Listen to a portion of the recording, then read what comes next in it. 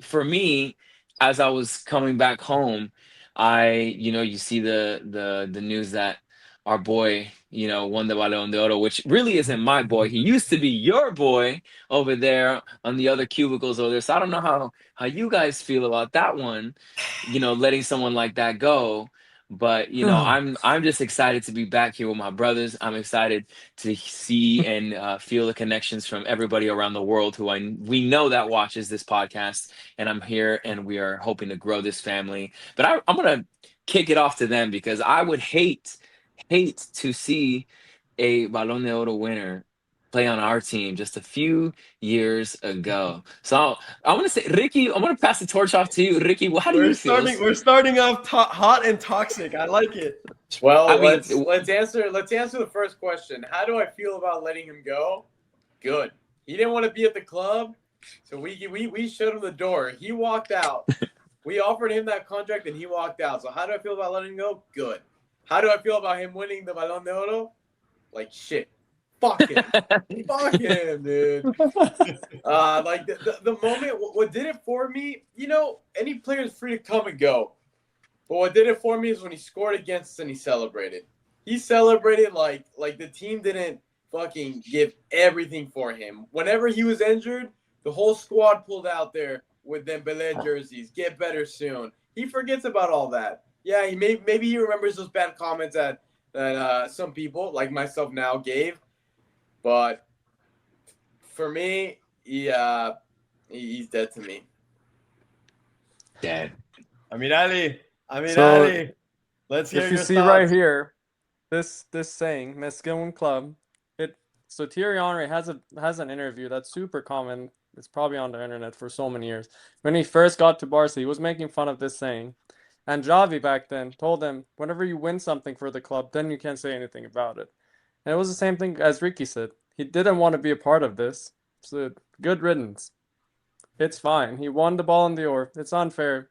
Typically is. It doesn't matter. But Now they agree but that it's typically imagine a unfair. player that was injured for 3 seasons. He gets better under Javi, and then he's like, "Oh, I'm leaving because I can't play," and and then celebrates against Barca after scoring. Like you don't want that on your team anyway. So yeah. Well, let's talk about this though. I mean, at when you're the headline of, yes, like because Madrid has had players that throw tantrums and don't want to be there too. But then when you get past the emotions of everything, you have to ask yourself, well, why could he not perform at the level that he would in Spurs? But what was it that was holding him back? Why wasn't he able to produce the same way that he was producing at PSG? And especially in this last year, because we always knew he was a player that could play with both feet. He was explosive. He kind of had that same, skill set that Vini has as far as, you know, the explosiveness, the ability to take players 1v1. And honestly, he's probably better with Vini as far as his striking abilities go with both feet. And then him scoring and 100%. celebrating against Barca, that to me says there's something more that's going on. I mean, you guys are known, especially the last few years, for having a lot of drama behind your club. So what is happening behind the scenes that is making a player feel that way, where if you're giving him the money, he's like, you know what, I'm good. I think there's two things about this. I think we, as the fan base, got frustrated with him. Now, I mean, obviously because of the fact that he kept on getting injured.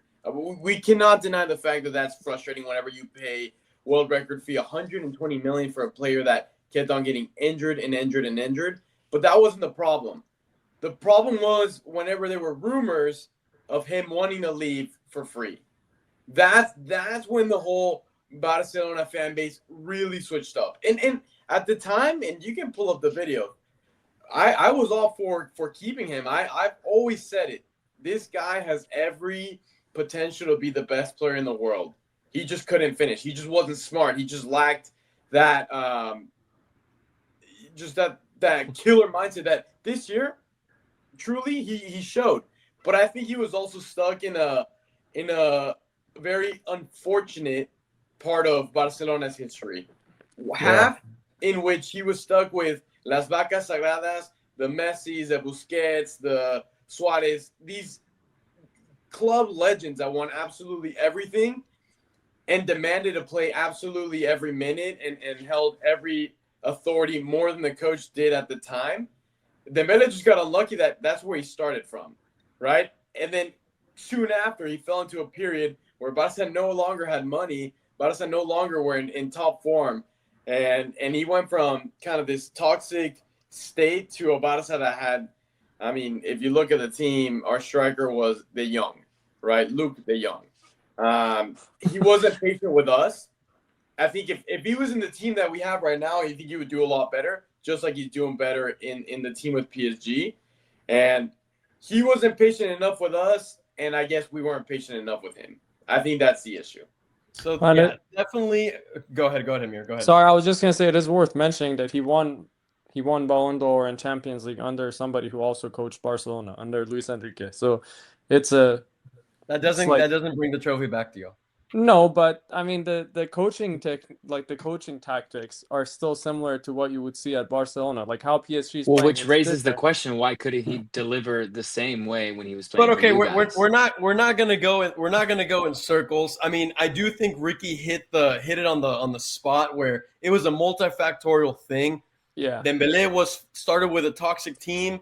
Dembele was injury prone at that time, and Dembele wasn't patient enough.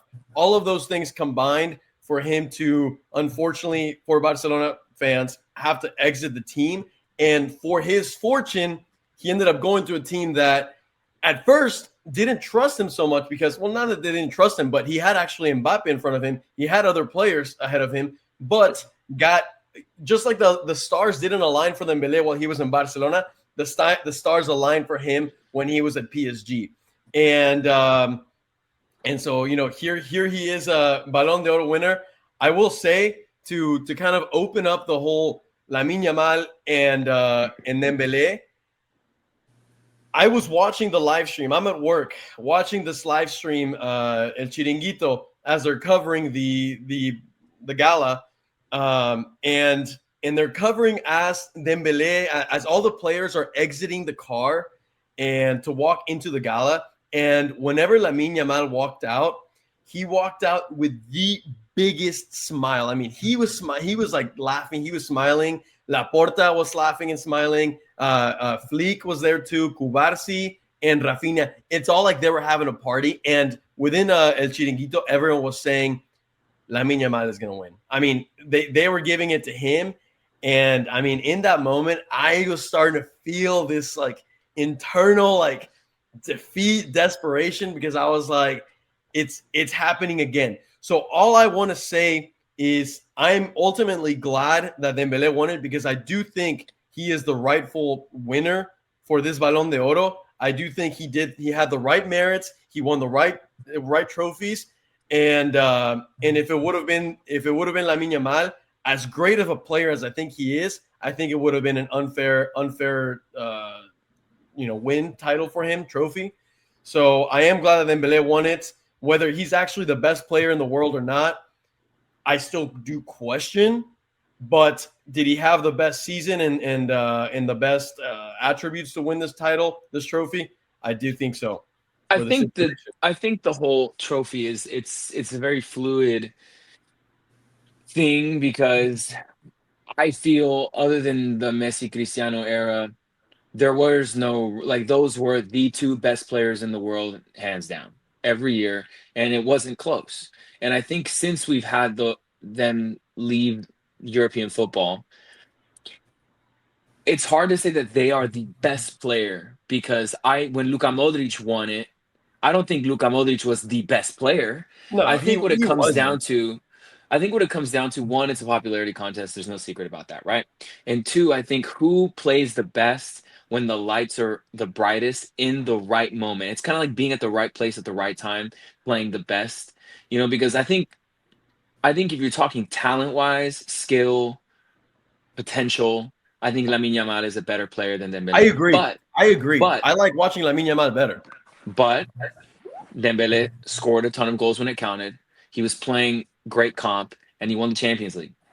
So it's like, again, the reason why I feel like the Rodri thing from last year was a little neither here nor there. It's like I think winning has to be a part of it. And yes, it's an individual sport and a team game, but that's kind of how it goes all the way around. You have to win something, and winning just La Liga or the Copa del Rey is not going to get you to be the player of the year, the best player.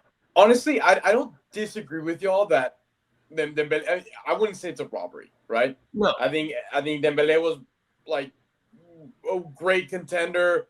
I'm not for my own mental health. I'm not going to say the best one, but I also wouldn't deny it, right? But to play devil's advocate with you, if we're talking about winning championships, then we also have to talk about losing championships. And he went goalless in a final, lost to Chelsea in the Club World Cup. For sure. Which is another factor to consider. Sure. A trophy that Lamine Yamal, Raphina, any Barcelona player didn't get the chance to play. Right? So it's like, all right, that definitely got to knock him down a few points. Yeah. Well, that's when the teeter-tottering goes neither here nor there, because the year prior, Vini scored in the Champions League final. So and he still didn't win it to a team that didn't even make it to the final. Did they make it to the semifinal? I don't remember. So it's why I think the Ballon d'Oro, it's a cute trophy to have. Their agents are going to be grateful because they can boost their contract, negotiations. But like, it's hard. I think Lamine is going to win it at some point. But I also think in just what did he say? Yamal lost the Nations League final as well. Yeah. But it's a hard trophy just to say this is the best player in the world, because I don't think there is right now, I don't think there is a clear, like there was, years and years ago, where it's like these are the two guys. We don't have that. We got too used to the whole Messi, Ronaldo, just absolute dominant players that were not just scoring every single goal possible, but also winning all the finals. So in a way, our mentality is skewed into this trophy. And I think right now we're having to actually shift back into what I think more normal life and for the rest of our lives will be in the Ballon d'Oro.